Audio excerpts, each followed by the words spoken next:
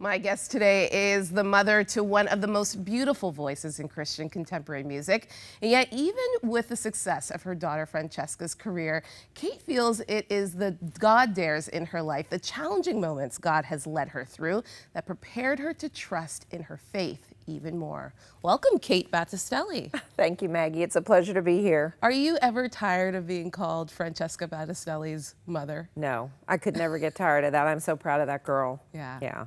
Now, you kind of saw that there was going to be something on the horizon. I was reading in your book that she had written a song, and you kind of thought, you know what, Francesca, this might be a breakthrough song for you. Tell us the story. Well, when Franny wrote Free to Be Me, which was her first big song, she had actually had this little fender bender in a gal's driveway, a lawyer's driveway, who had just told her, don't back into my car when you back out. And of course, she backed right into her car, had this fender bender, and she's driving home. She was 20 years old. She was just feeling so foolish. How could I have done this? And then she just felt this chorus download into her spirit.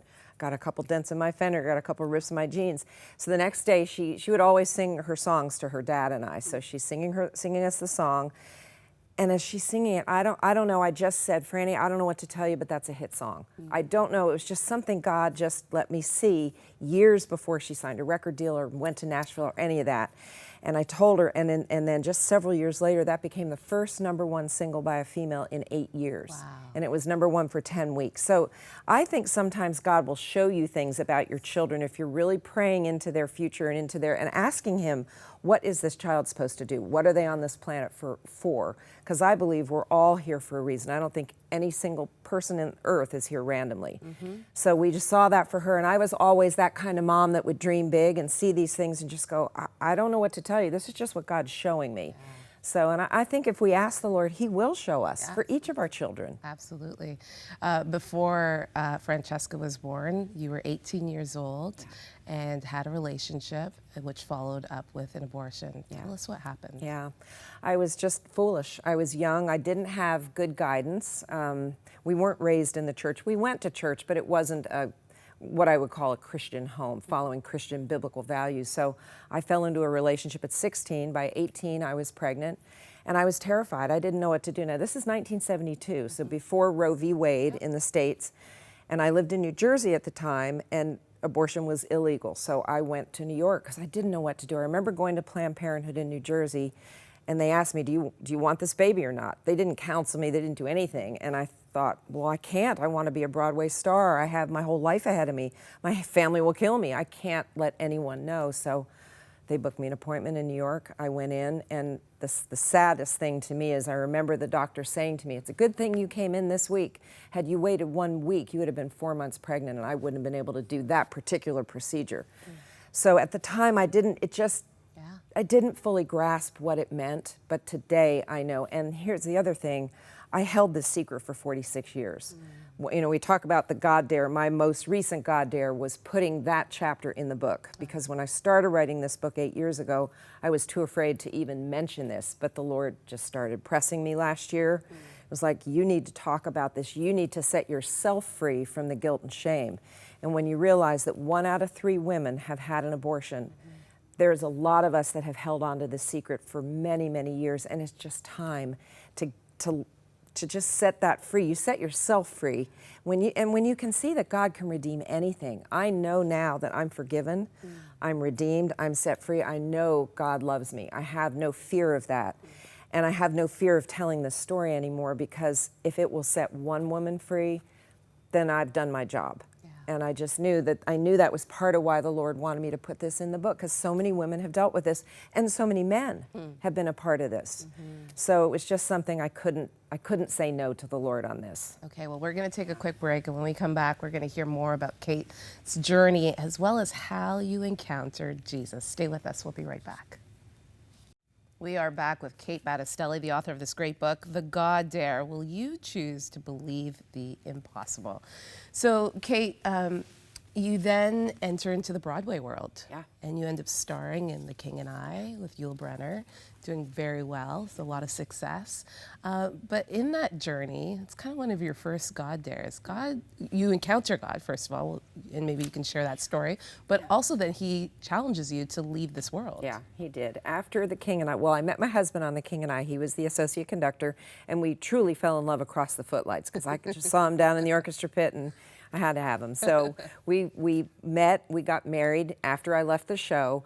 Then we got saved. We met the Lord together on the same night. We had a dear friend who is a born-again Jewish gal who kept inviting us to church. She just kept inviting us, and we kept saying no. She kept inviting us. Finally, you can't say no every time. Right. So we finally said, okay, we'll go on a Friday night. She said, you'll love the music. And we went, and it was just incredible. We both got saved on the same night. God just knew it was our time. We met him, and then we had our daughter about a year later, and about a year after that, God just started stirring in our hearts as we were really beginning to follow him and learn who he was, read the Bible, go to church regularly.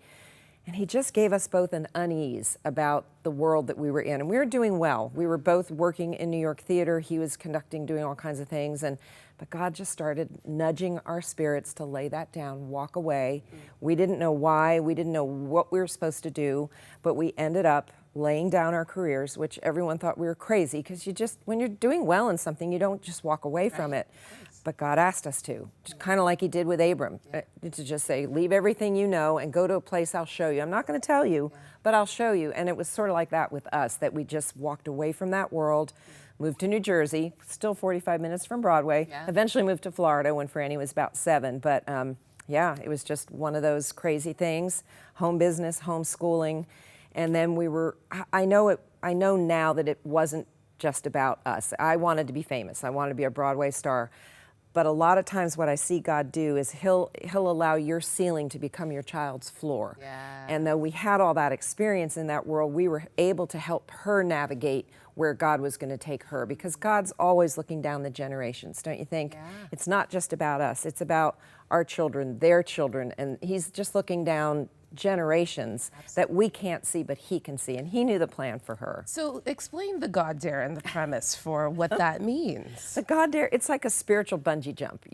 God's giving you this crazy, wonderful, terrifying idea that you think, God, there's no way I can do this. You've got to help me. You're calling me to do something that I'm not equipped to do. But if God calls you to it, he'll equip you to do it. And for me, I recognized that when I wrote my first book 8 years ago, when I had no writing experience, didn't graduate from college. Now I went to 4 colleges in 2 years, didn't graduate from any of them, so don't let that stop you. I had no platform, no one to publish it. Like, none of it made sense, but God was telling me, you're to write a book about what you did to raise your daughter to find her purpose. So I wrote the book. It was just crazy, but he equipped me to do it. And that's what a God dare is. It will be outside your comfort zone. It will cause you, blood, sweat, and tears really are going to typically accompany a God dare, because it's not always easy, but it will always change the world. And when you take a God dare, you can then call yourself by another name. I can now say, I'm an author, I'm a writer, I have my 2nd book out. It makes no sense, and God dares won't, but I see it all through Scripture, and that's what I do in the book, is I connect parts of my story to just different biblical characters. And parts of your story is infertility, struggling to have kids. You wanted to have a lot of children. Also a number of failed adoption attempts. And you admit that there was a time where you were just very angry at God, which led to depression and addiction to Xanax. Yeah. Well, that was later on. That was more in these last few years. Okay. That was an anxiety thing that just fell on me, and the only way I knew how to get out of it was taking Xanax for a year, but that didn't work for me, so I'm not on that anymore. But with the infertility, it caused me to really question God. The thing I want is good. I want children. I'll raise them to follow you, Lord, and you're supposed to be a good father, and all the things. I had to learn to want God for who he is, not for what he gives. And that was a big lesson. It took me many years, because I just really fought with him over having only one child. I wanted more. We kept trying to adopt. Finally, I got it through my thick head that you're having one. And now the years have given me perspective. And I can look at my daughter's life, see the impact she's had, not just on music, but on people turning their hearts to the Lord because of hearing her songs and following her. So her path has been the right one, and we were to pour into her. And I see it now that had I had the 5 kids I thought I wanted, I wouldn't have been able to put into our daughter what she needed to accomplish the things God had for her. That's what I mean about the generations. He was looking at her, and now he's looking at her kids. What are they going to do? So I think it was all a part of it. But it did cause me to go through several years of just being angry at the Lord and not understanding. But he just had to get it through my head, and it took me a while. I get it now, but it was just a difficult time because I couldn't understand it. Yeah. And now looking back at now seeing Francesca's success, what have you learned through that process of going through, again, as you said, failed, just wanting to have more children, even trying to adopt and that not working? What have you learned from her? I think just that God's purposes are good. He knows so much better than we do. We think we know. We think we know what we want. And it may be valid, but if it's not His will, He's not going to give it to us no matter what we think. His will be done.